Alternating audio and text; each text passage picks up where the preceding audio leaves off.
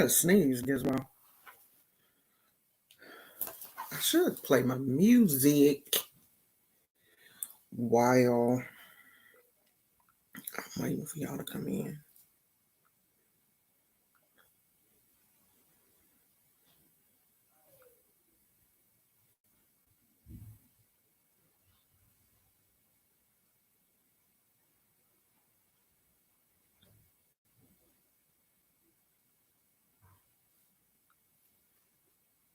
Did the TV go off? I don't think so.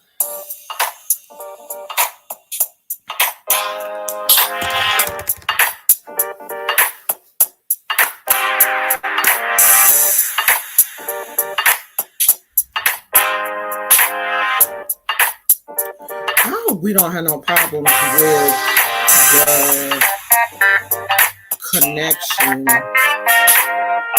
today.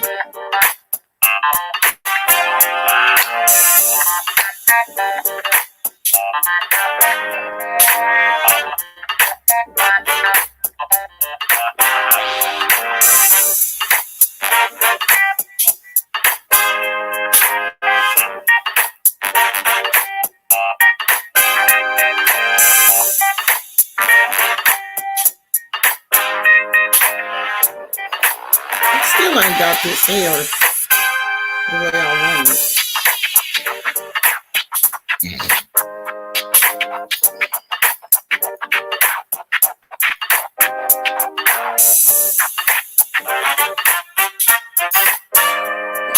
You know what? Leave it on. Just leave it. We back. We back. We back. We back. Hey KK. Hey girl. Hey Omo Yimmy Ya in the building. So y'all know that. Girl. Y'all know.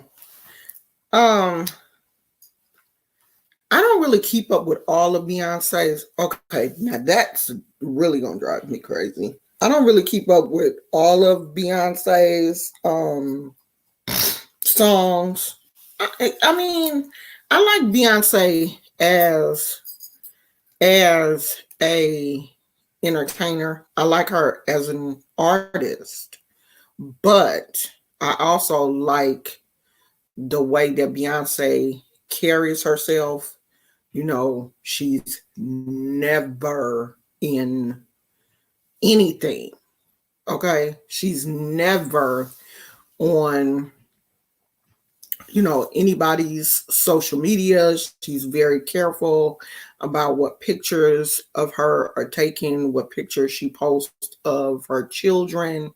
She ain't never in nobody's mess. Like I'm constantly in prayer that Cardi B will take a chapter out of Beyonce's book, but I don't think she's going to do that. I mean, I wish that a lot of these celebrities would take a chapter out of Beyonce's book, but they probably can't afford to do that because Beyonce is, rich to the point where at this point, she don't have to stay in the media. You know what I mean? Like she does not have to stay relevant. She has made enough money and enough of an impact that she don't have to stay relevant at this point, and you can tell that she doesn't.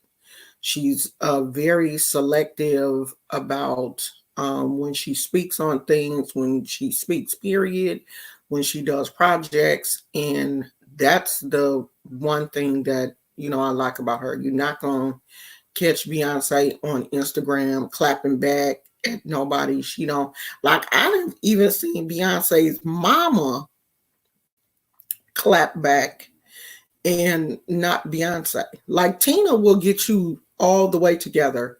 If you get on her Instagram and say something crazy, Tina gonna come back and be like, "Hold on, sister, girl. I don't know who you thought you was talking to." But Beyonce is not going to do that. For one, Beyonce don't follow nobody on Instagram, and her Instagram is not the type of Instagram where, she going to be scrolling through the comments and interacting with people. And I do like that because she ain't going to never be in no mess. And I like that for celebrities. Like, I really do believe that celebrities should have a certain level of anonymity. That's what makes us interested in them. When we can't see certain things about their lives or, know certain things about them, it makes you want to know about them. But when you're seeing everything, when you know everything, when you know the last time me and my husband had sex, or what outfits we wear, what my cooch look like, what titties look like, and all of that kind of stuff, then you don't leave us wanting anything. So when I saw her doing a remix with Meg Thee Stallion, because they are literally wearing that Savage song out. And I know the song is getting worn out because it's a TikTok dance. It's on TikTok, and everybody, I'm a savage. Classy, bougie. Okay, I don't know how to do the whole thing, but it's out there, and it's popular. So to see Beyonce jump on the track with Meg Thee Stallion, I was like, okay, because I never even heard the whole song with Meg Thee Stallion. Like, I never even listened to the whole thing. I just, listened to what everybody, classy, bougie, what's happening. That's the only part I know. But then when I saw Beyonce jump on the track with her, I was like, okay, well, let me go and listen to the whole thing. So they do have I don't know what this is, because it's not a video for the song. It's just like a visual, because it's just a horse. I guess that's supposed to be a stallion. And then it's just a bunch of bees flying around. And I was just kind of like, all right, then. I mean, to me, it would have been more impactful if they had made like a real video, but it is what, maybe they couldn't do it now because of, Rona and everything that's going on. So, I mean, it was cute. It wasn't cute enough for like people out here talking about, oh, they Meg Thee Stallion and Beyonce out here snatching wigs. Okay. It's not like snatching wigs cute. Like, I don't know. But I've never understood that whole concept of snatching wigs anyway. Like, nothing is ever going to be cute enough for you to snatch my wig. I'm old. But it was cute. So y'all go on and check out Beyonce and Omo Gimme Y'all says she only do features with her husband. I was shocked. Didn't Beyonce do a feature with somebody else though? Didn't she jump on the track with I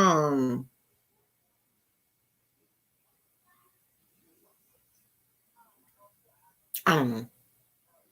But didn't she do a feature with somebody other than Jay-Z? I thought she did. She was on the track with somebody. I don't know. Yeah, back in the day, it was extremely hard to, we didn't know celebrities. Like back in the day, you wouldn't even know like how many kids celebrities had, or you wouldn't know they had kids until their kids was like teenagers or something. So, hey, honeybee. Hey, Leah. Things are different now. Much different. Like you can't like these celebrities now don't hide anything. They almost no, no, I don't no, Cole, I didn't. Oh, all is well. Riyadh. No, I didn't get it. Let me see. You know, for some reason I don't get a notification. Oh, wait a minute, y'all. Wait a minute. Hold up. Wait a minute. Hold up. I don't even know how to be doing this. Oh, okay. Thank you. Thank you. I don't get a notification. Maybe I have my notifications turned off. I don't know what's going on, girl. I'm glad you said something, sweetie, because I never would have saw it. Unless somebody had told me that um they were sending me something, I wouldn't have saw it. Because I don't go over there. Thank you, sweetie. I appreciate that. I really do. Because every little bit helps. Beyonce did stuff before marriage, like with Sean Paul. Oh, yeah. Yeah, I know she did stuff when she was still coming up, when she was still getting popular. But after her husband, did she do stuff? Oh, okay. I'm going to have to turn the notifications on because I don't know, child. When they send me something, I don't be knowing it's there unless somebody tell me, and then I'll go over there and look. Like if somebody, pay for services or whatever, I'll go over there and be like, oh, okay, well, it's there. But other than that, no, you can't send links on here. I have that turned off because people were acting crazy, posting links, just random people. But let me say this, y'all. I saw this on the news today. Let me see if there is an article and I can read you guys the article. Something happened in New York. I think it was New York.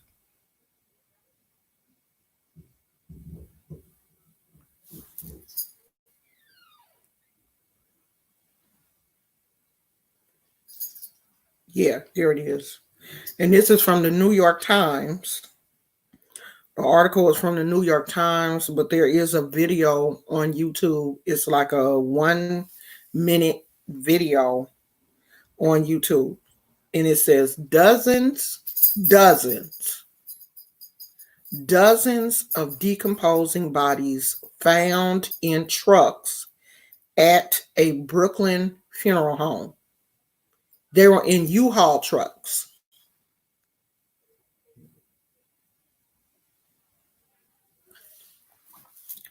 The funeral home director said that he used the trucks for storage after he ran out of space in his chapel. He said bodies are coming out of our ears. It said the call came in shortly after 11 a.m. on Wednesday. A terrible stench was coming from a pair of trucks parked outside a funeral home in Utica, on Utica Avenue in Brooklyn. When the police arrived, they made a gruesome discovery. Inside the trucks, a U-Haul rental in what seemed to be a tractor trailer were several dozen decomposing bodies. The New York State Department of Health, which regulates funeral homes, was also called to the scene in the borough's Flatland section to determine whether the funeral home was handling the remains appropriately. In a U-Haul truck? How could they? That shouldn't have even been a question. And it issued 2 summonses, according to a law enforcement official briefed on the investigation. The spectacle of dead New Yorkers left to decay in broad daylight in rental trucks on a crowded street in Brooklyn underscored the scale of challenge facing the city as it tries to absorb the effects of the pandemic. It says more than 17,000 people in New York have died so far from the virus.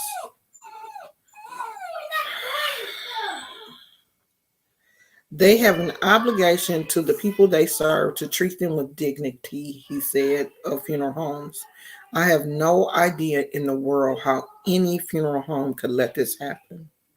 Eric L. Adams, the Brooklyn borough president, said that he arrived at the funeral home around 5:15 p.m. on Wednesday and found police officers and other investigators had sealed off the streets like a crime scene and were examining the tractor trailer and the U-Haul.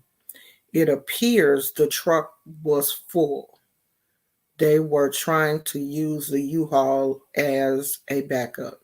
He added, this is traumatizing to family members. Now, it says state officials did not make clear what civil or criminal penalties Mr. Keckley, I guess he's the owner of the funeral home, would face for allowing decedents entrusted to his care to decompose. Under state regulations, funeral directors are required to store bodies awaiting burial or cremation in appropriate conditions that prevent infection to others.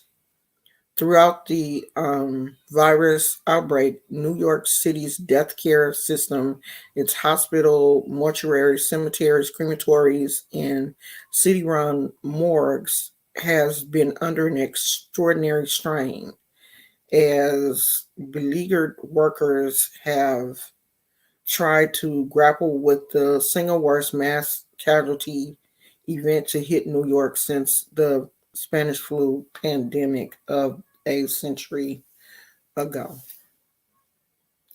This is beyond crazy. For a U-Haul truck and a tractor trailer to house bodies to the point where they were stinking and people were calling the police to come and see what was going on. If this was going on, then I am more than sure that the funeral director knew that it was stinking. So in the video that I saw, the funeral director said they were supposed to get a refrigerated truck, but I guess the truck broke down or whatever. Okay, then you get another one. You don't just let those bodies just stay in a U-Haul parked outside your funeral home to stink and decompose. Because it seems mighty funny that once the city found out what was going on, they were able to get a refrigerated truck to come out and start loading the bodies onto another refrigerated truck. But at that point, there's nothing that you can do. Once the bodies start to decompose, if you look at that video, you will see that they are starting to bury people in mass graves in New York. In that video, they show people putting people in pine boxes or wooden boxes in mass graves in New York. And it looks like they're on some, I mean, I know that parts of New York is, like close to the water or whatever. It kind of looks like they're on some type of, it's hot in here and I'll close my window. They're on some type of island or something, or really where they're burying people is like really near the water. You have to look at that video. It's ridiculous. There is no way in the world that funeral home should be closed. Like, they should lose their license. I don't care how busy it is out there. There's no way in the world that should be going on. Then if you know that there's no way you can handle that amount of people, then you shouldn't have took them bodies. You should have called somebody else. and said, "Hey, we're closed. We're at capacity right now. There's no way that we can, handle any more remains because we don't have the refrigeration system to hold any more people, and we don't want people's remains to be destroyed." Raya said it's greed. They were way above capacity, want the business. It's so bad now. I'm seeing funeral home ads on cooking videos. Really? Yeah, the trucks weren't refrigerated at all. U-Haul trucks are not refrigerated. So no, they're gonna have to be charged. I saw a thing in there is a funeral home now being on, the video is on YouTube. They're being sued because they took someone's remains and had them just somewhere, and they didn't I think it was like a child that had passed away, and they took this little girl remains, and when the family came there to check on her, to see was everything okay or whatever, they didn't have her in a refrigerated unit, and she had deteriorated, and the family was having fit a fit. So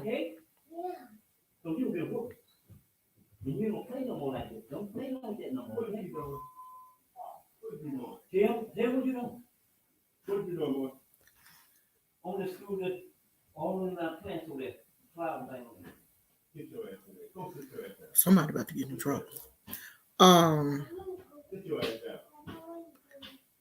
yeah, and this little girl's remains were messed up, like to the point where they couldn't, I'm pretty sure had to have like a closed casket funeral for her, and there was no reason whatsoever that should have happened, because this was before all of this stuff that's going on now. This was like, I think this happened like last year or whatever. So it wasn't anything going on. Like there was no reason why this funeral home should have done that.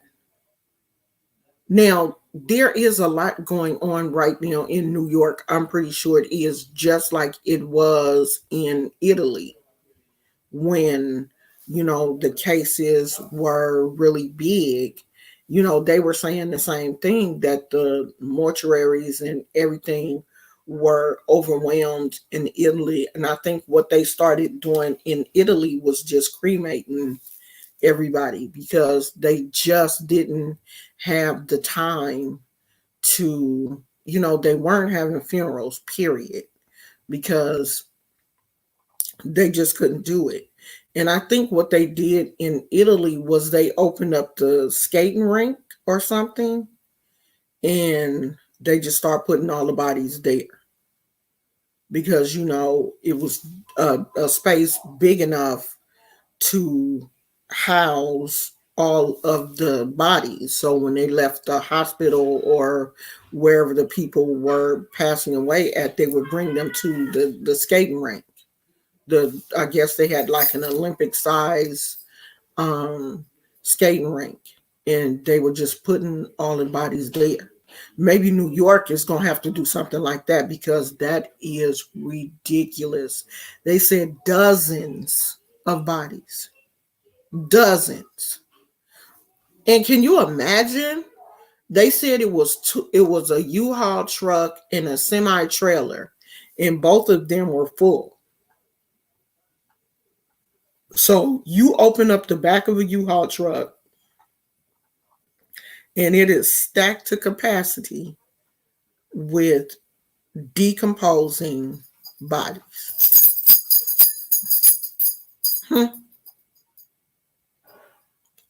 There is no way that you can justify that.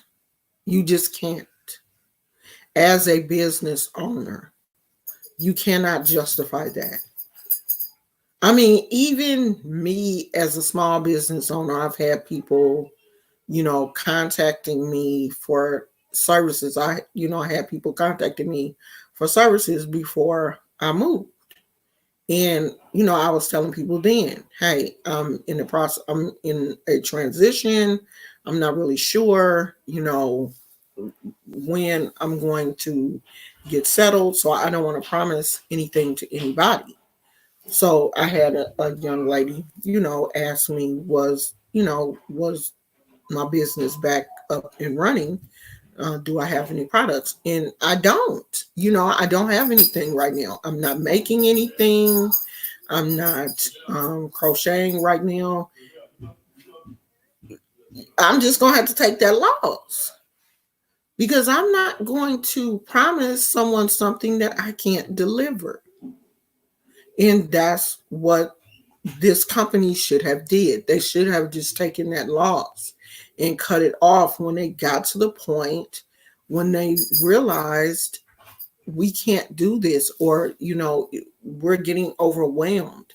There should have been no way in the world that those bodies should have went without refrigeration for more than 24 hours. Like, I don't understand. Like, it was so many that you couldn't put them in your refrigeration room, or I don't know, child. I mean, I don't know how mortuaries are even set up. I don't know how many bodies as a mortuary can handle, or I don't even know what the refrigeration I don't know how that all is set up, but obviously they were overwhelmed. They had too many bodies and they messed up severely. So I'm pretty sure hey Venus Mother, I'm pretty sure that company is going to have to take a very serious fine. Raya said this happened with the plagues as well. The Pope consecrated the Rhine and they just do. Yeah. Yeah. Every time we have something like this, it's easier to just bury people in mass graves because we know that the funeral homes are not going to, be able to keep up, especially if people are dying at, a high rate. The death toll is really high. Then there is no way that the funeral homes can keep up, because you think about it, they at one point they were having like 300 and 400 people die a night in Italy.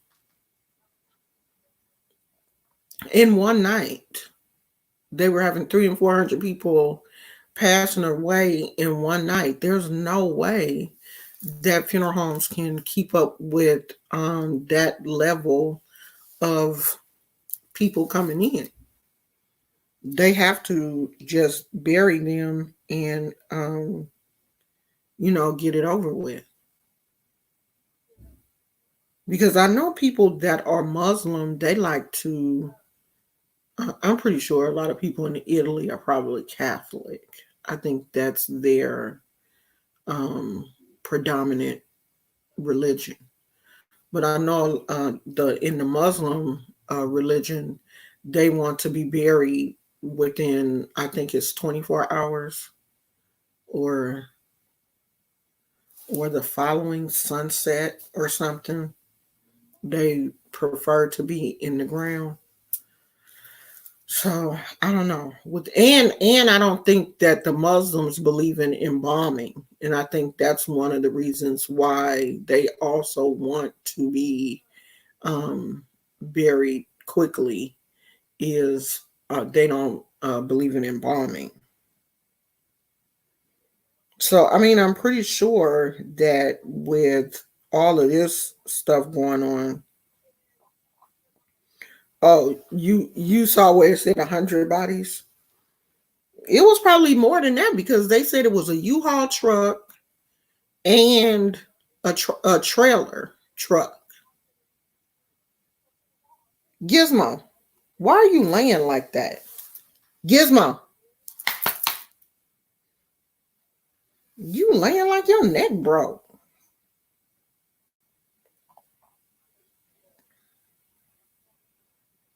So I don't know.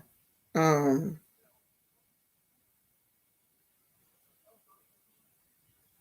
oh yeah, that company was being sued.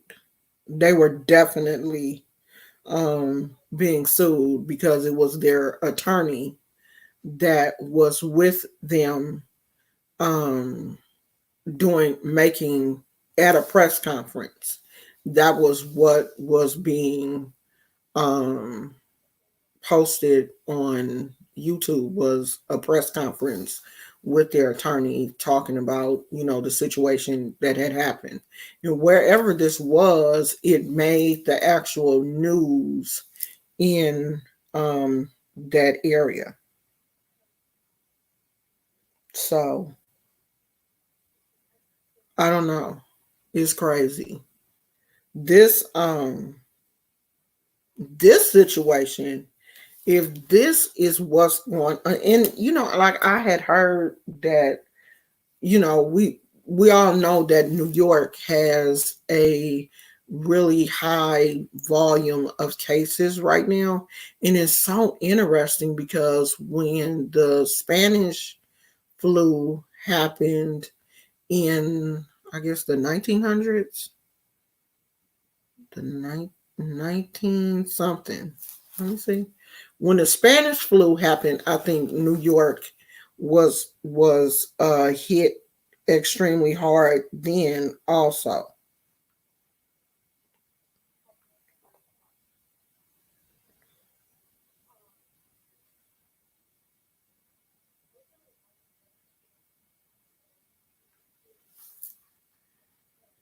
Okay, it was 1918. 1918.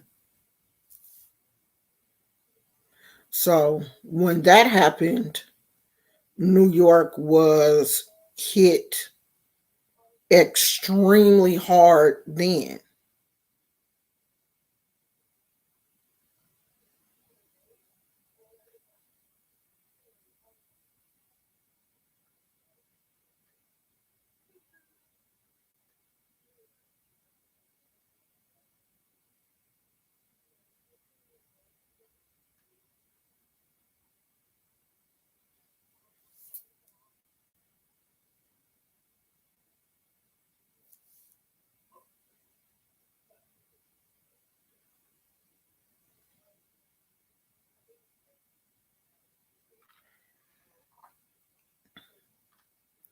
Let me see if it says how many people in this article. Because I know it was a lot. 20,000.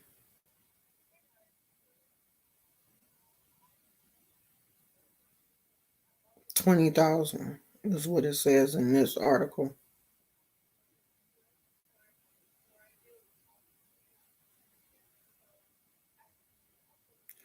It said they had between 400 and 500 people passing away a day in New York.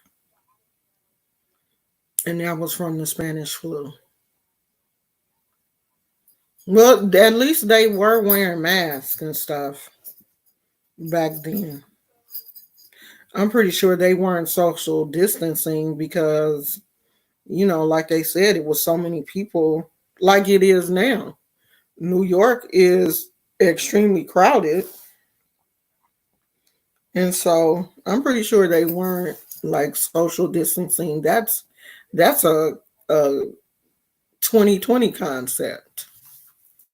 No one was doing that back then. I mean, I'm pretty sure they were doing everything they could to try to stop the spread of the virus. They look like, in those old photos, they had masks and gloves and stuff, but it was bad. I mean, I pray that New York does not get hit again like they did the first time. But I mean, that's a really, really serious situation for them to already be having problems taking care of the people that are deceased. And then you look at the fact that these families have to be notified and told that their family members are probably going to be placed in a mass grave because the funeral home mismanaged their bodies. So that's another trauma because you know that you're not allowed to go to the hospital with your family members when they're sick. You know what I mean? That you can't visit. So you don't even know anything has happened to them until it's too late. And then not to be able to see them again, period, because the funeral home has now destroyed their bodies. I couldn't even imagine that.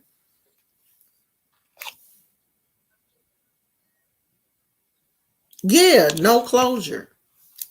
No closure. And you know what I was looking at yesterday? Yesterday, I was looking, and I don't even know how I ended up here. But yesterday, I was looking at what is this guy's name? Um, what is that guy's? Oh,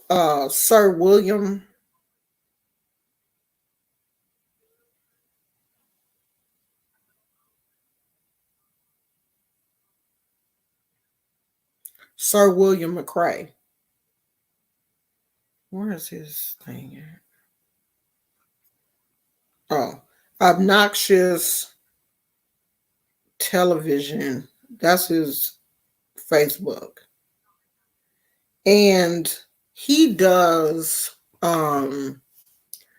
gossip on church people. So his whole platform, similar to Larry Reed, kind of, but this William McRae dude is worse than Larry Reed because he's been on Larry Reed's show before. So he has, he talks about all of the celebrity, not celebrity, um, pastors, like these pastors, the bishops, and all of these people when they, have done something that causes them to be in the news. Of course, it's not mainstream media news. It's just like blogger news, which to me is just gossip. But this I found extremely interesting. And I don't know if all of these ministers and bishops or whatever were all at some type of meeting and they all got sick from Rona and passed away, or this is just random. But I'm about to show you all of these bishops um, that went home to be with the Lord, and people are saying that it's all from the Rona. And this guy is from Eastside Unity Church of God in Christ in Michigan. So that's one.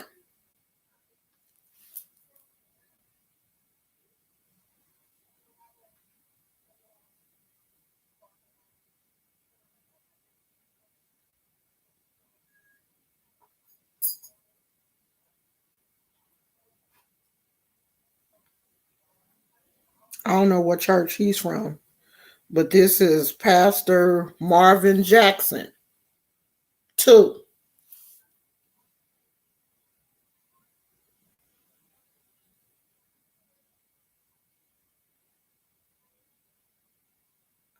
Let me see. Did they say she passed from the Rona?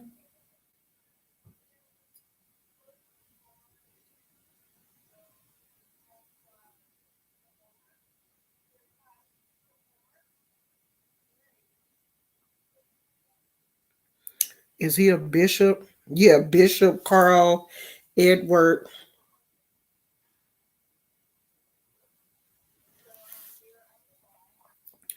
And the list goes on and on. And I want to talk to y'all about Pastor Karn. He told his members, here go another bishop. I mean, this guy, William McCrae, has all of them on his Facebook page. All of the bishops.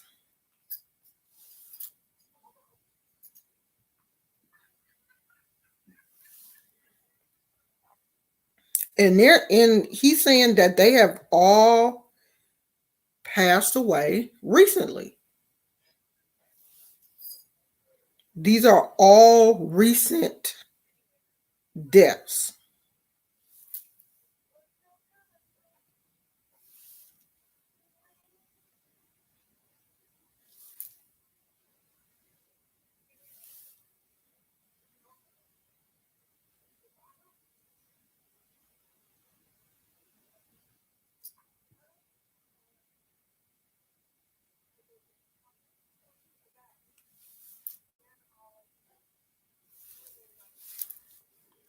All of these black pastors and bishops. And all of these people are from the South. They're all Maryland, Texas, all down south.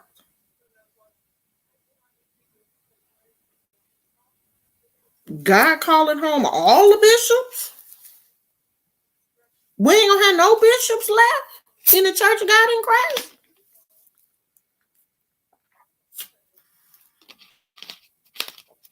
All of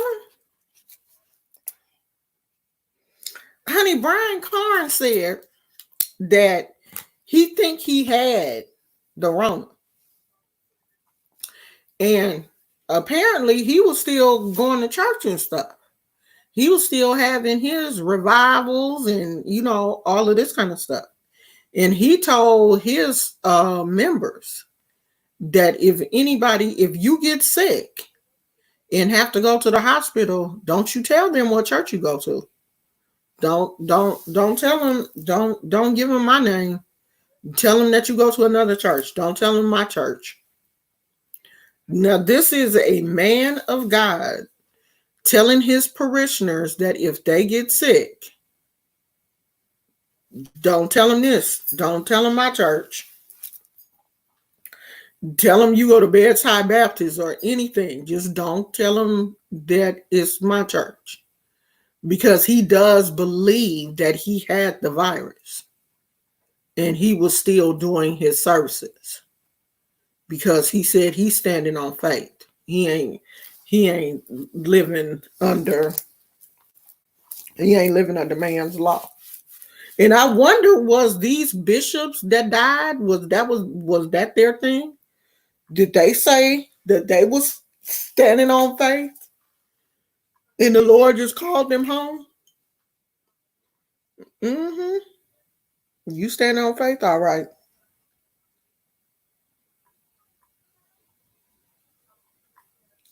Telling them to lie. It's a whole video. Somebody was recording him.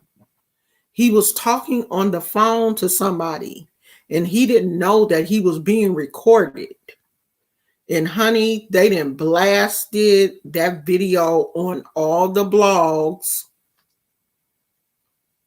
You can't trust. Is he stupid? You can't trust these people no more. Anybody will blast you out in a New York minute. Yeah, but Brian Karn. His name is Brian Karn, Pastor Brian Karn. Girl, that video is floating around everywhere. You can't be out here lying to people and talking to people on the phone. It's too easy to record phone conversations now. Anybody can get you set up in some mess. That's why when I do like my readings and stuff, I record them. I record them. If me and you on the phone, I'm gonna tell you I'm recording video. I do a video. I'm not recording the phone call, but I do a video. For one, I like to remember what I've said because I don't want you to come back later on and say, "Well, you said so and so." No, I didn't because I have it on recording. And if I did, I want to be able to look back and see why it is I said that. So yeah, I record my readings because I don't want somebody to come back later on and said something that I didn't say. A lot of my readings are done through a recording anyway. I really don't like to do readings over the phone where I'm just like talking to the person. I like to record them and upload them, send you a private link and, send the reading to you so you can get it that way. But you never know who is recording you.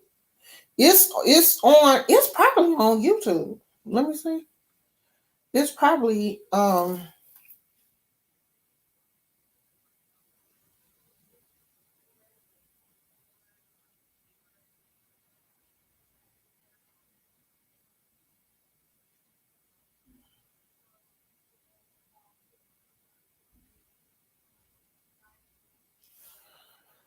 let's see, it's on YouTube.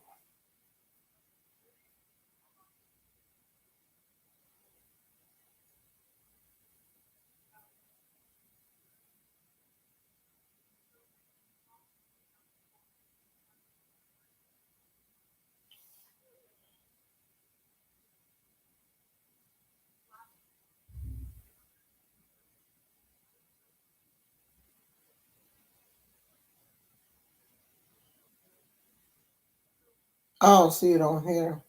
But honey, it is so many videos about Brian Corn. But it's definitely on Facebook. Definitely on Facebook. Because that's where I saw it under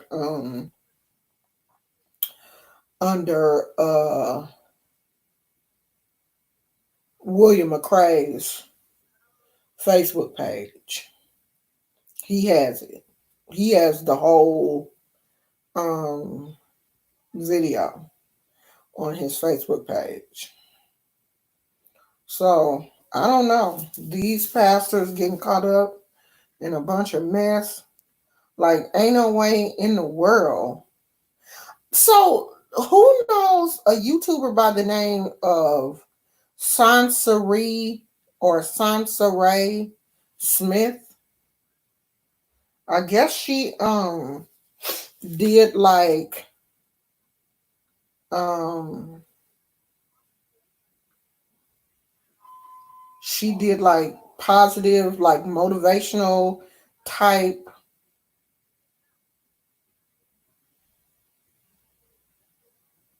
videos on her channel. She did like a lot of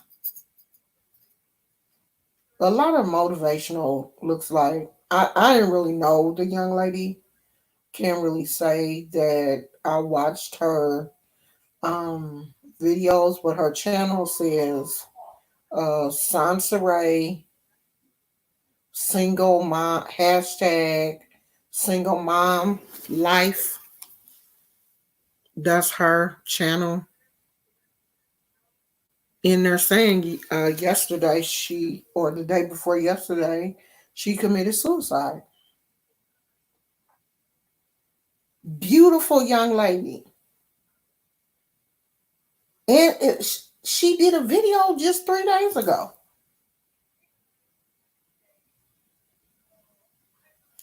And she committed suicide.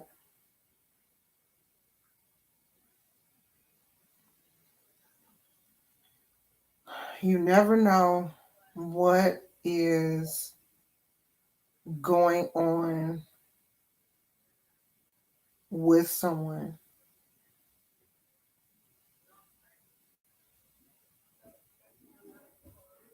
You never know. You know what is going on with someone and how a person could be hiding their pain. You just never know because a lot of people do hide their pain. You know what I mean? They don't know how to process their pain, so they hide it. Hi, Bruhan Biker. They hide it. That's why I've always said that I always wanted this to be a safe space for people that, want to come and talk. Like, I don't care what I mean, there are some days when I do have a topic and I like for us to, stick on topic, but I'm always available. If you leave me an email, I always get back to everybody that um, emails me. Um, like earlier today, I was watching Jay Wilson, and a young lady was on there talking about her life, growing up seeing domestic violence from her grandmother to her mother and father, like her grandparents would fight, her mom and dad would fight, and then she ended up marrying someone and staying in a relationship, if I'm not mistaken, she said for 20 years, where this person would beat her. And I don't really want to say anything negative about Jay Wilson because it is extremely hard for people to, talk about those type of subjects, especially if it's something that they don't know anything about. Then of course they're, gonna get quiet. And he didn't really say too much, but I just think that that wasn't the place for her to come on and talk about that. And it really seemed like she really wanted to talk about that because she even told they were on a StreamYard. It was this young lady that was talking, and I've never seen her before on YouTube, and Joyce Vlogs and Jay Wilson. And this young lady was saying that, she wished some people would get together and have a platform where, women, okay, women can come together and, talk privately about what is going on. But the only thing about that is a lot of the women that are on YouTube right now will sit and talk to you about what is going on, and later on will use that information against you, which is horrible. It is horrible to do that. I really don't, especially not in this sector. I don't see a lot of women that can, really uplift each other and help each other. For one thing, a lot of these men, what is that? Did we let another mosquito in here? Did y'all see it?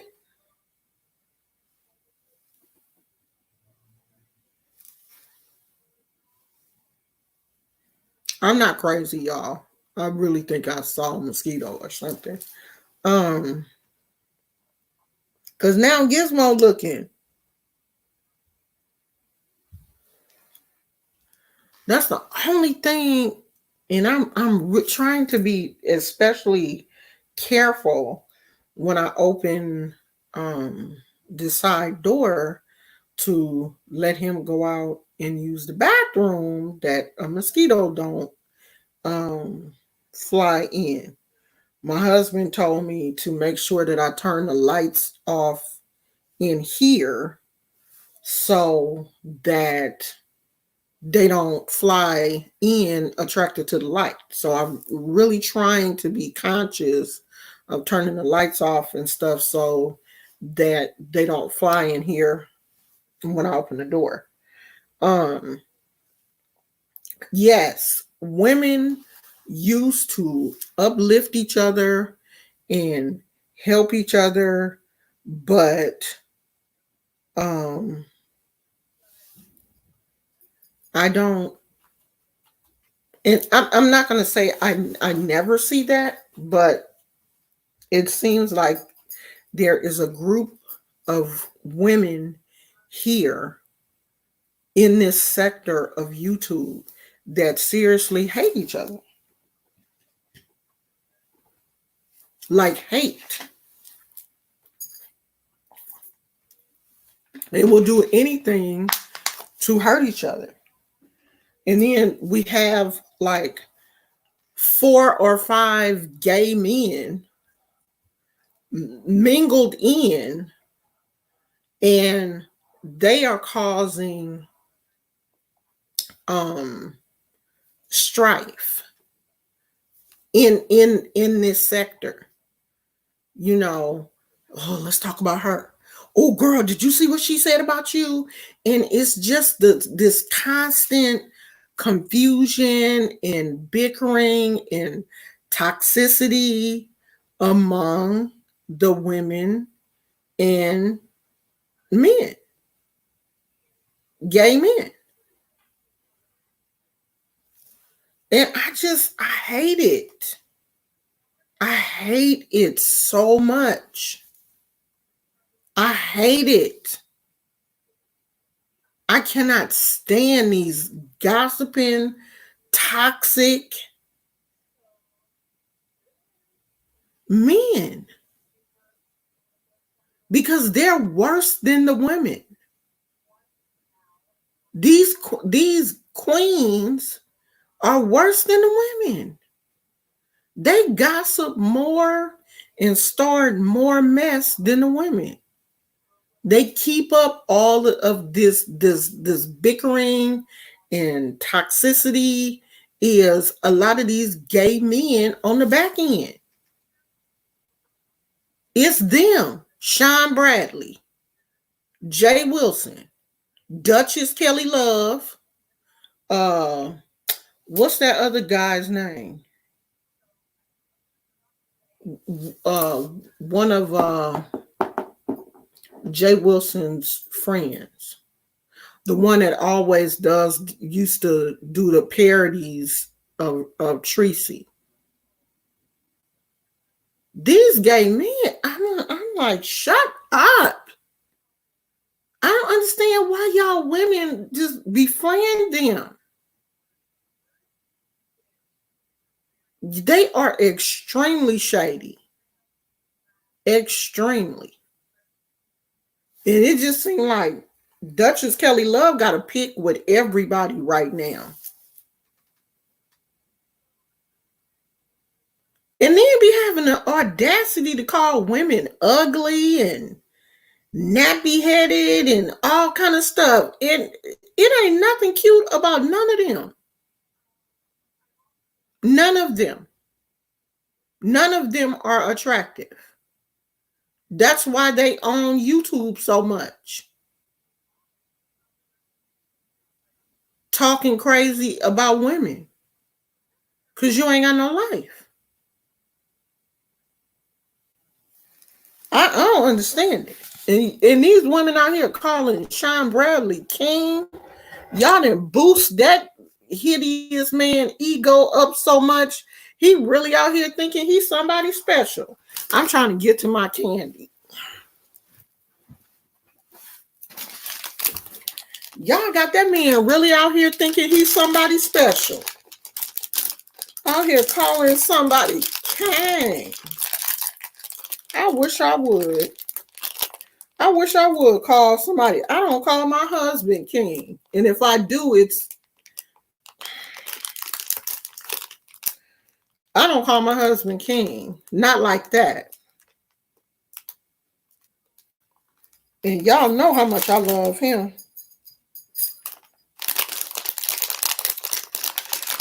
But hey, if y'all lives is that bad to the point where you have to uplift some gay man that's out here bashing women, more power to you.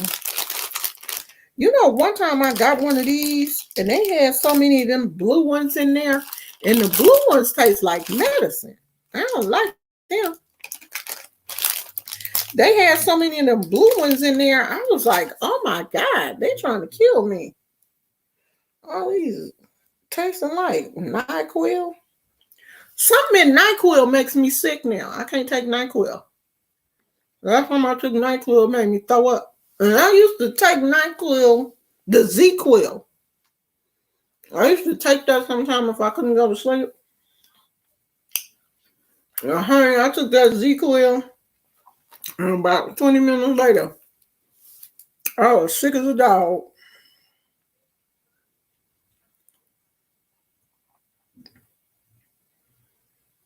Maybe they get it from the Latinos. Oh, I don't know. I don't know where they get it from, but it looks stupid to me. You know, I can't eat too many of these. I don't know if it's the sugar, all that sugar or what, but if I eat too many, well, it's not just these, but if I eat too many of anything sweet, it'll give me the restless leg. Like my nerves, sugar will cause like my nerve endings to start firing off in my legs. I try not to eat anything sweet before I go to sleep because I won't sleep. My legs will wake up. So I just wanted to eat a few of them, and then I'm gonna close that package up. I'm so sad. My husband couldn't come home from work today because he was actually working. I mean, he couldn't come home for lunch because he was working. Like, that sucks. He was in San Francisco, so he couldn't come home. He said he was going to try to come home around 8, but I guess. Why it sound like it's raining? I guess he couldn't make it because he hasn't texted. Unless he's just going to come.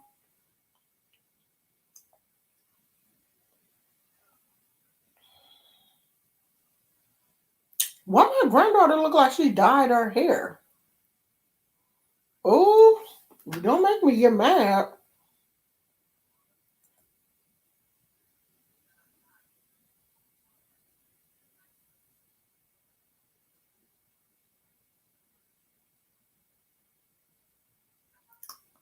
Oh, I will call your house right now. She just posted a picture on Instagram and it looked like she dyed her hair. I want to call her. You know, did you dye your hair? Her hair look cute. Oh, and it looked like she cut her bangs. I'm going to call her. Y'all ain't talking about nothing. Oh, you leaving? Okay, well, good night. Thank you. Hi, TK.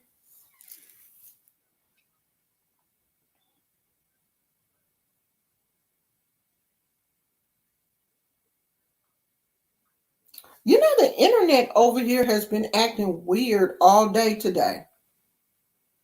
I don't know what it is. Like my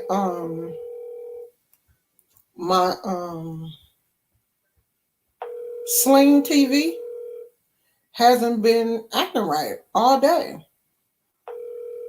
Like YouTube has been acting okay. Oh, I know what else I wanted to tell you guys. Last night I finished Waco on um Netflix. Please leave your message for really. Last night I finished Waco on Netflix. Hi, Janae's Creations. Um, I don't know how many episodes it was. I think it was like 10 episodes or something. But it was, of course, Waco is about the situation that happened in Waco, Texas with David Koresh and the, what do they call themselves? The Branch Corydians or something like that. The standoff that happened between, I guess they're calling them a religious cult, and the ATF and the FBI. So I guess this was based on the survivors' um, recount, because David Koresh and 78 people perished in the fire that the building that they were held up in caught on fire, and 78 people passed away in that standoff. So it was interesting because it just kind of shows how the FBI and the ATF handled the situation. So, of course, the federal government is blaming David Koresh because, he wouldn't come out when they wanted him to. And I didn't realize how long that standoff was. This happened in the 90s. And you know how when stuff like that happens, we do have a tendency to forget about it. So they were saying that they didn't want it to be like Jonestown, where all of these people like committed suicide. They were trying to get them to come out. And David Koresh, I don't know if he really thought that he was Jesus, but he really thought that, God was speaking directly to him. That's when you know that there's something wrong, people. If you ever get a minister and he tries to make it seem like God is only speaking to him and God don't speak directly to you, that he has to speak to him and he got to tell you what God is saying, then there's a problem. Because God speaks to all of us. Okay? Now, he may not tell me the same thing that he tells you, but he talks to us all. We're all his children. We were all created by God. So he is speaking to all of us. Now, the message may be different, but he talks to us all. He's not, oh, I ain't going to talk to her today. Oh, I'm mad at her. I ain't going to talk to her. Those are human traits. That's not how God gets down. Even when you're not talking to God, he's talking to you. And he's probably speaking to you louder when you are disobedient because he's trying to get you back into the fold. Just like your parents. When you do something that you're not supposed to do, they will raise the tone of their voice to you. You think God ain't doing that? Now it's up to you to hear him or not, but he's definitely talking to you. And if you get somebody that's saying, "Oh, God don't speak to you, he speak to me because I'm anointed and I'm this and I'm that and the Holy Spirit then fell on me and I'm blessed and you not," then you with the wrong pastor. You are definitely with the wrong pastor. So um so David Koresh ended up not allowing the people to leave. And it just got to the point where the FBI and the ATF, they just got tired of him. And it was like, you know what? This standoff, then it went for like over a month. It was like 3 months or something. If I'm not mistaken, at least 2 months. It went for a minute. They was up in there for a minute. They done ran out of milk. They was running out of food and everything. They had been in there long enough to run out of food. And so it just got to the point where the FBI was like, you know what? Tear gas them. That'll make them come out. Not knowing that when they sent the tear gas, oh, spoiler alert, sorry, spoiler alert. They didn't know that when they use like tanks to make sure that the tear gas, to get close enough to the building to make sure that the tear gas was really getting up in there and the tank was messing up the structure of the building and the people couldn't get out. Fire started and they couldn't get out.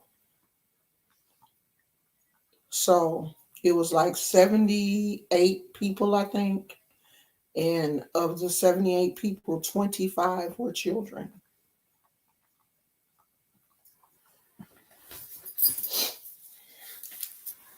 Americans on American soil killed by the ATF and the FBI.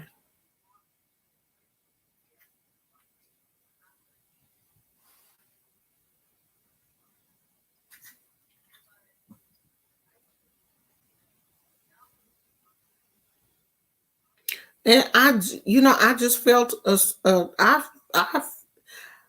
don't know. I must have really been living my life when this happened in the 90s. I probably was because I think I got divorced in 91. What year did this happen? Let me see. Because I really don't even remember this. I mean, I remember it, but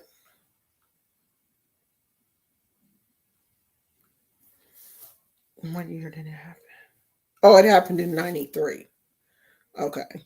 I got divorced in 91. So yeah, I was out here living my life, child. I was trying to get my life back to, I was trying to get my life back together. So I can see why I probably was not really concentrating on what was going on in Waco, Texas. But yeah.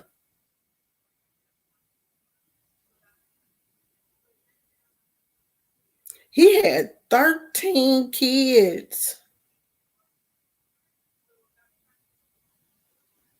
So I know he had a couple of wives. I think he had like 3 wives.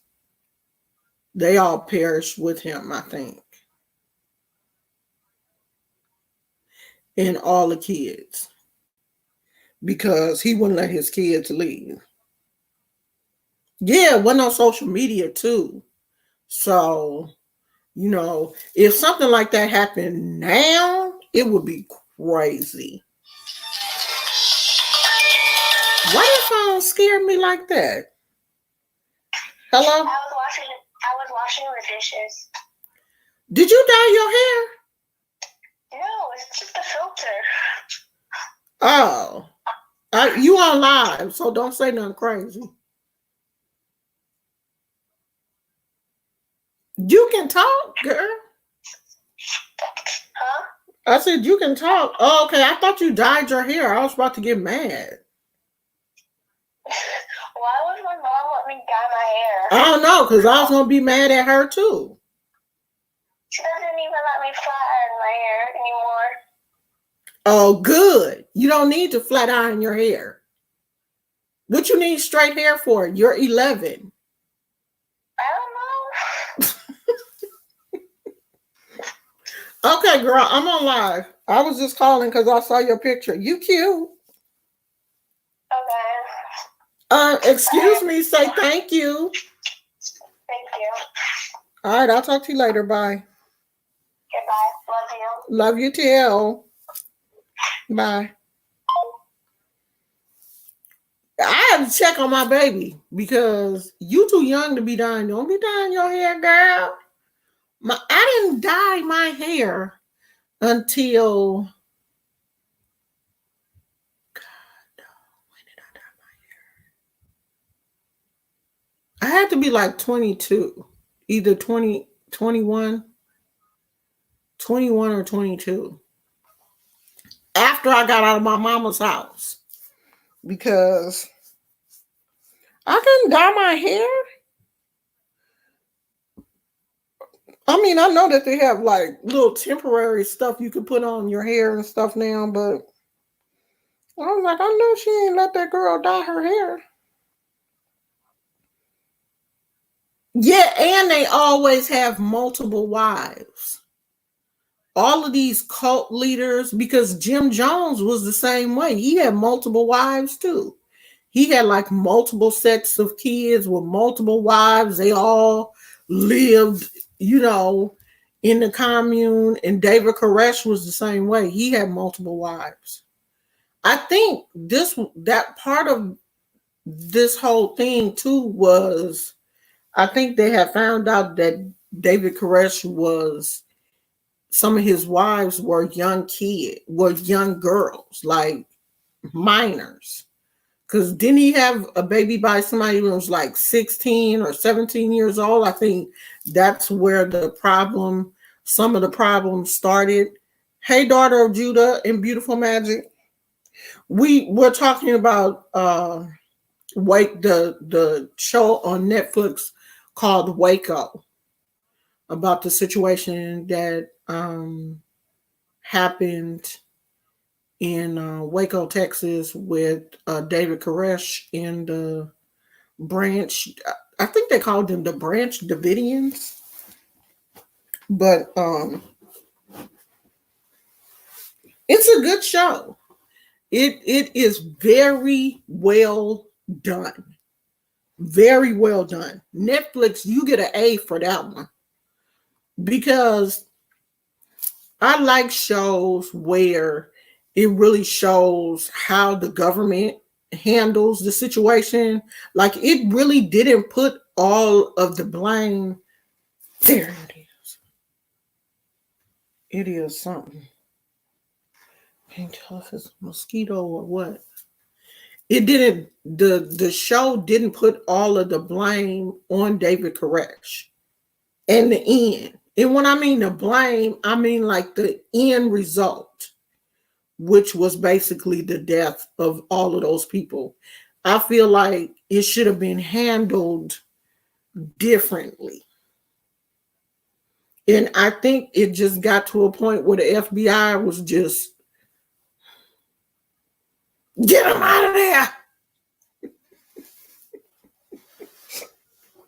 The FBI was just sick and tired of being camped out. One thing that they did, now this is not funny, but it was funny to me, but I know it couldn't have been funny going through it, was the psychological torture that they did to them, like blasting the place with like bright lights at night and just loud blaring random noise. And the noise was just like, would have literally drove me crazy. People like myself who have high levels of anxiety, I could have dealt with the bright lights. Like the bright lights, I probably could have dealt with because I could have, like covered my head and probably still been able to fall asleep. But that loud noise, and it was just like random noise, like birds chirping, animals, sirens, just and just all kind of wildlife noises, just all kind of like blended in together. That psychological torture. The first night I would have came out, I'd have been like, that's it. They turned the electricity off. When they start doing that psychological torture, I'd have been like, you know what? I'm done. I'd have tapped out. That would have been it for me. I couldn't have done that because noise irritates me. And I have migraines too. And I would have been a mess. They'd have to put me on Prozac after that. I'd have probably ran out the front door naked. Just took all my clothes off out of frustration. I don't know. Okay, KK. See you later, sweetie. Thanks for coming by. I don't think so. I really don't think that. I don't think his thing was mass suicide. I really don't. Now, I could be wrong because I haven't, I've never read the book. There are books about this situation. I haven't read any of the books or whatever, but it didn't seem like from the way the story was written that the FBI even really thought that his thing was suicide. Even though they mentioned it, I don't think that the FBI, the negotiator that they hired to work on this case, he even said, I don't think that he wants to kill them. I don't think that suicide was his thing. He just really wanted to be left alone so he could, get with all of them younger. He liked young women and he liked kids. And he just wanted to run his commune. I really don't think that because Jim Jones always told them that if anything happened, we gonna all go together. We in this together. That was Jim Jones' plan from the gate. He was prepared to go and to take everybody with him. Okay, daughter of Judah. He was prepared to go from the gate and take all them people with him. That was his thing from day one, I think. But I don't think that about David Koresh. I don't think he really wanted a mass suicide. Now I could be wrong, but I don't think he did. But I think because that had happened, the whole Jim Jones thing had happened, I think that was, of course, on the table for them. Yeah, but I don't think that what was the guy, the negotiator, because the negotiator was the one that, the negotiator is the one that, sits down and does the profile on the people. The other FBI people, they were just there for fighting power.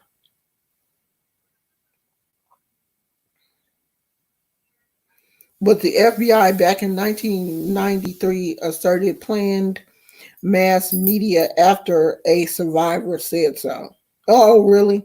See, I didn't research this. I'm just going by what they showed on the the show. Was the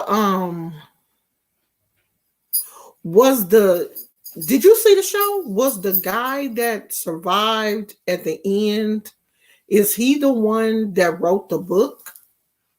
Because they said one of the survivors wrote the book.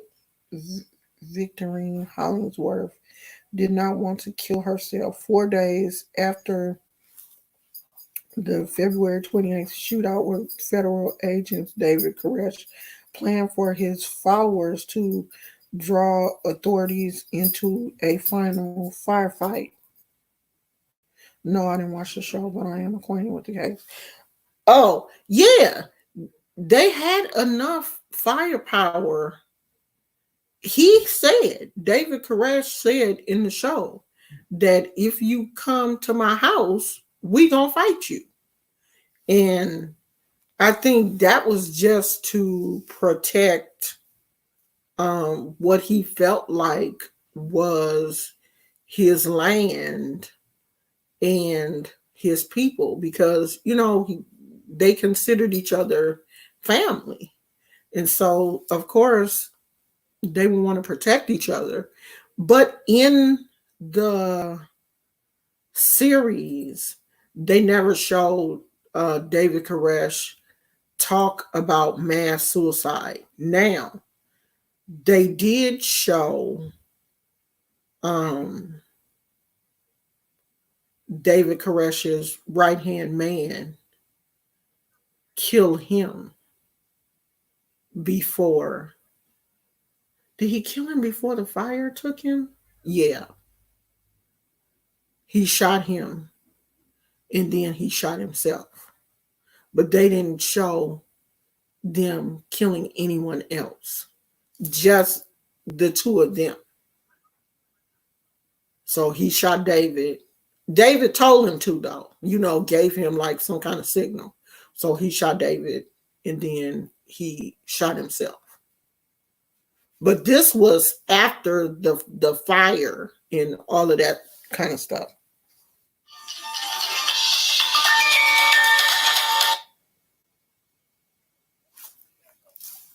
Hello? I ate corn dogs. Because Pop didn't cook, and it's just that stuff left over, and I didn't want leftovers. You know how I feel about leftovers.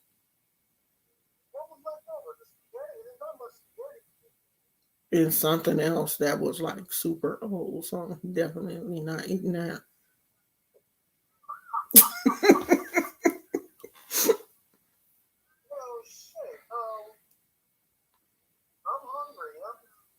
Well, you better get you something.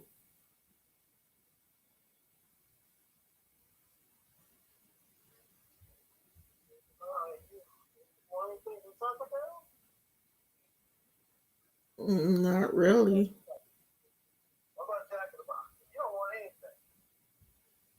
No, but if you go to Taco Bell, give me a one of those freezer things.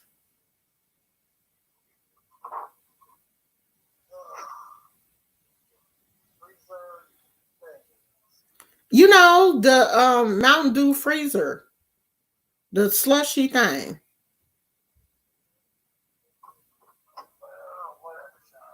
All right, y'all. Bye. I'm on live. I gotta go.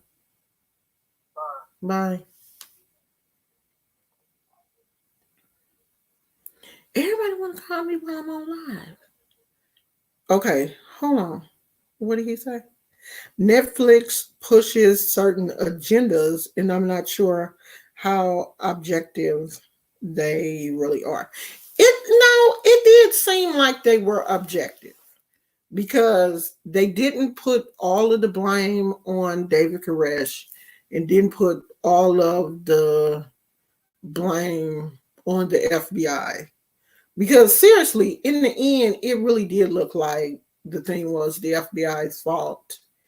And I guess it seems like some of the families may have sued, may have filed suit against the FBI because of the chemical that they used. They're saying did start the fires, and the FBI is saying no, they had something in there that started the fire. So who knows? I mean, that was just the little blurb at the end of the thing. So this time, I do believe that Netflix was objective.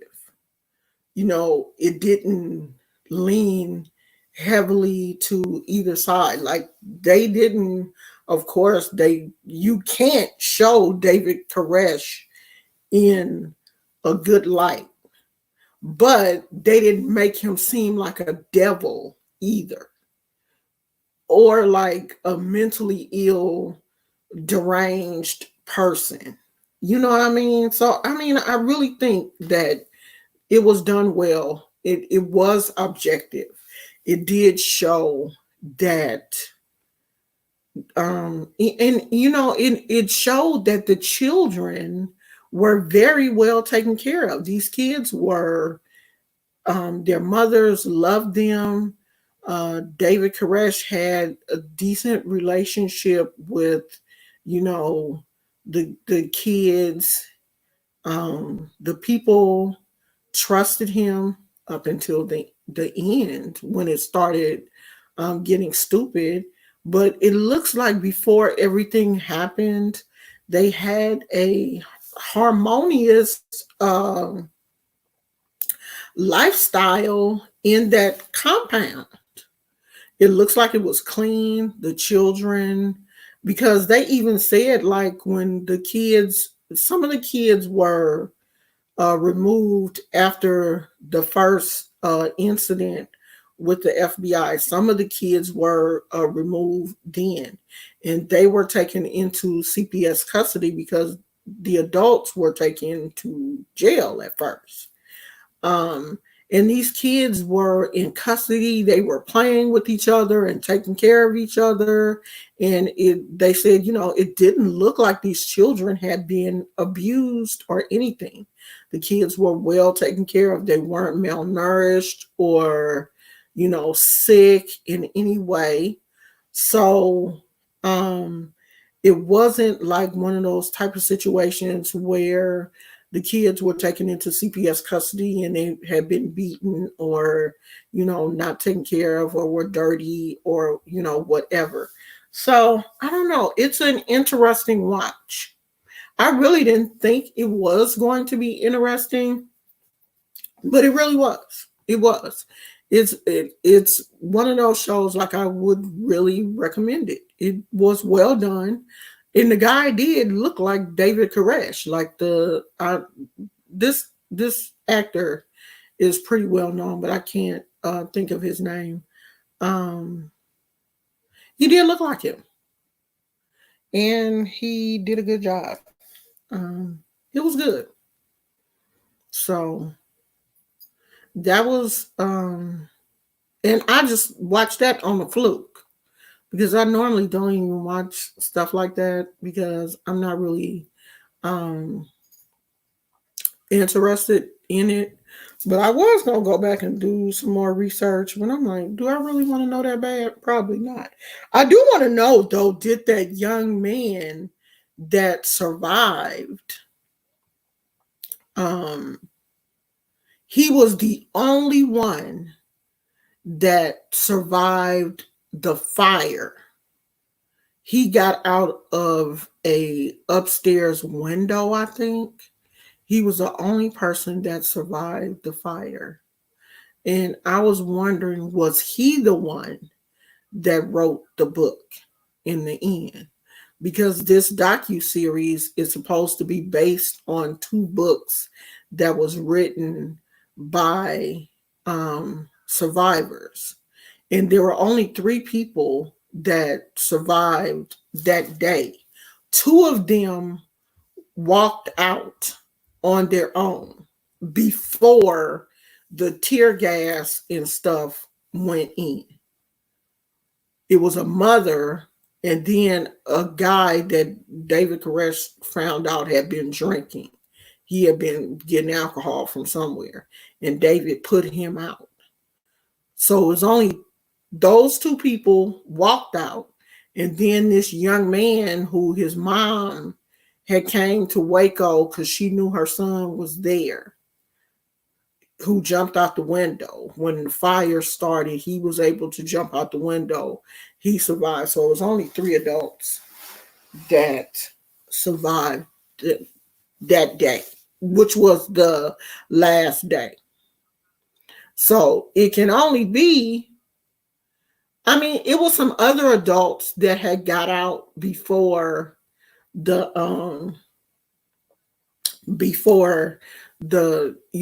the big the ending. So it could be some of them that wrote it, but it would really make sense for that young man to have wrote the book because he was there until the end. And when it went off, it showed him going back to the burnt area and finding something that he had given to somebody. So I don't know. It was interesting. It was really a good show. I binge watched. I had watched 2 episodes like earlier this week, and like last night I just binge watched the rest of it. I just watched the whole thing until when my husband got home from work. It was just going off. So I recommend it. I really do. Also, it was 9 survivors. Yeah. Have I seen anything else interesting on Netflix lately? No. Mm-mm. But I haven't really been watching. I haven't even really been searching for anything interesting on Netflix. If you like cult type shows, it was a show. I think this was on Hulu, and I think it's called The Circle. Let me look and see. I think it's called The Circle.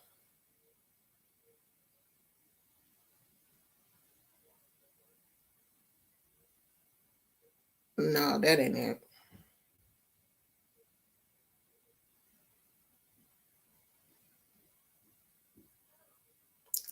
That's not it.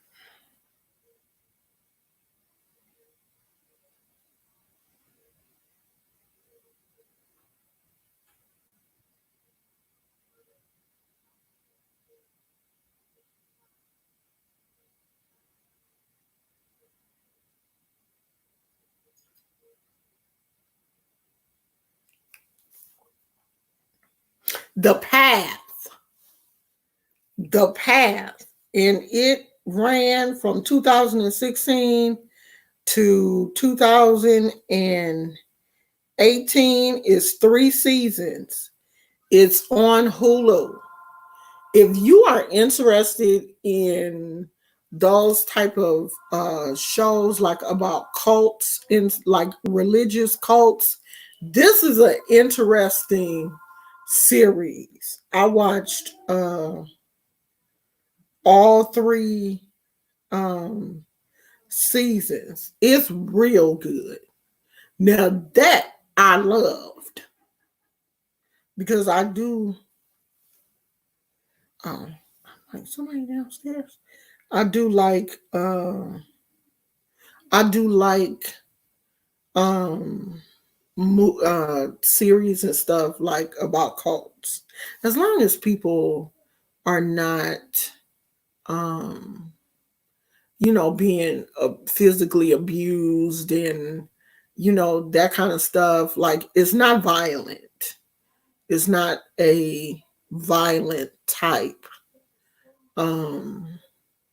show. It's interesting. It's not The Circle. The Circle is something else. This is called The Path.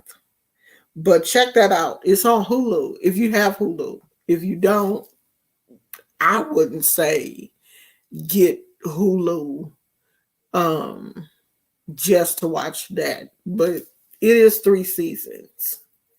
And it's good. Like, me and my husband loved it. But me and him, we do have very similar tastes when it comes to shows. And it was one of those shows where he would go to work and be like, "Don't watch it till I come back." And I'm like, "God, no, I want to watch it." And we watched it. We ended up watching it together. So if you like those type of shows, that would be a good one to watch. Oh, The Messiah. The Messiah. That's on Netflix, I think. Is it, child? I don't know, child. Let me see. The Messiah is good. I think we saw that one on Netflix. Was that one on Netflix? Yes. Yes. That one is good. Can y'all see that? I can't figure out how to. Oh, there it is. The Messiah. Watch that one. I think it only had one season though. Yeah, it's only 10 episodes. So they only have one season so far. I don't know if it's going to come back. Will there be a season 2 of The Messiah?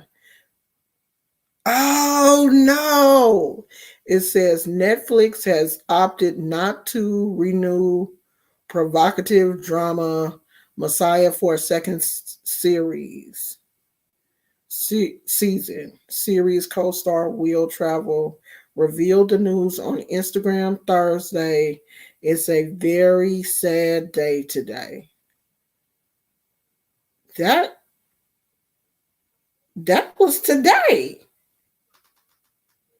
That was today.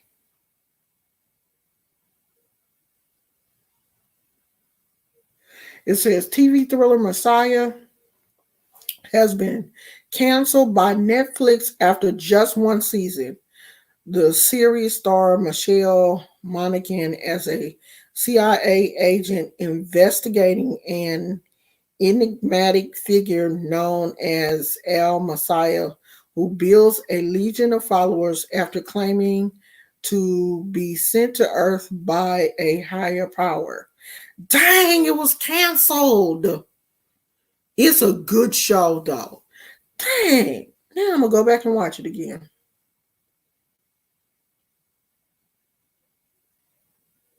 Oh, they said it was canceled because of anti-Islamic sentiment, allegations of anti-Islamic sentiment. It's good though.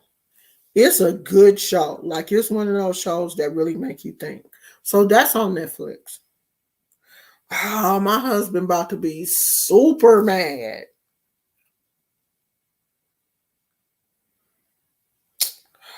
That sucks.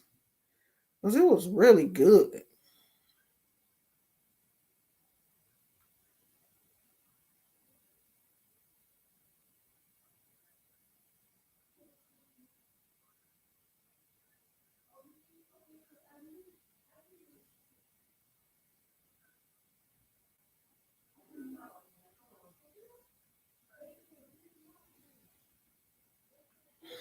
So I don't remember anything else that I watched that was um really good on Netflix. But that's good. If you want to watch it, it's 10 episodes.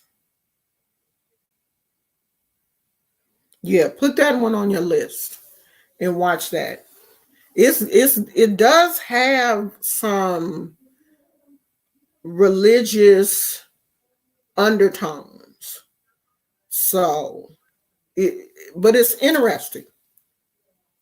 It's a really interesting show.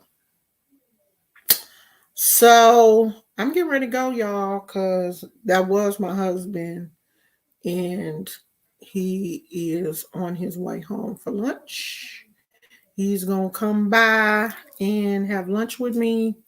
And usually when he comes home, I do like to spend time with him. Oh, you don't care about that? It's really good though. Yeah, you should check that out. So I may not see you guys tomorrow because my husband is off now because of the Rona. He has Friday, Saturday, and Sunday off. So I don't know. If we do a video, then you'll see me, but I don't know. I may not do a live because we're supposed to go out tomorrow and look around at some places. And I think that is him coming through the door now. Yeah, because the alarm is going off. Okay, so I'll see you guys hopefully when I see you. I love you guys and thank you so much for sitting here with me today and keeping me company. And if you have anything that you think is good, leave it in the comments after the video is uploaded, or you can always send me an email. Talk to you guys later. I love you. Bye.